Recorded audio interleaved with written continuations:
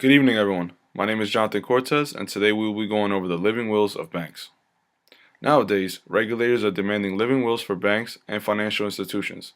These living wills are also known as contingency plans. In the latter context, a living will denotes a contingency plan that is on the shelf in case the entity becomes insolvent and needs to be closed, sold, and/or broken up. One of the frequently discussed aspects of such a plan is that it may require much simpler corporate structures than are often used today by major multinational financial institutions to minimize tax and/or mitigate regulatory burdens.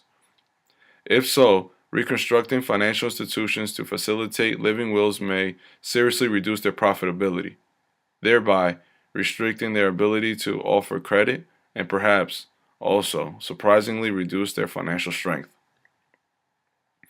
Another ironic twist is that rating agencies have begun to indicate that the existence of detailed living wills may force a downgrade in the company's rating.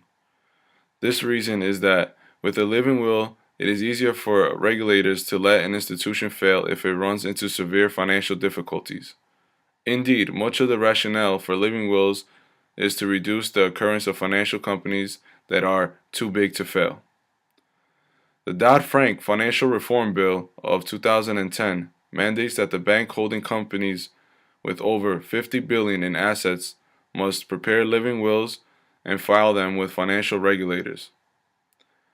At the time of passage, over 100 banks and other financial firms were affected.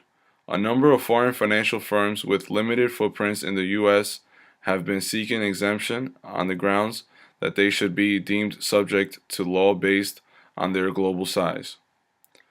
The 9 institutions that are supposed to file their plans by July 1st, 2012 include JP Morgan Chase, Citigroup, Goldman Sachs, Morgan Stanley, Bank of America, Deutsche Bank, Credit Suisse, and UBS Bank.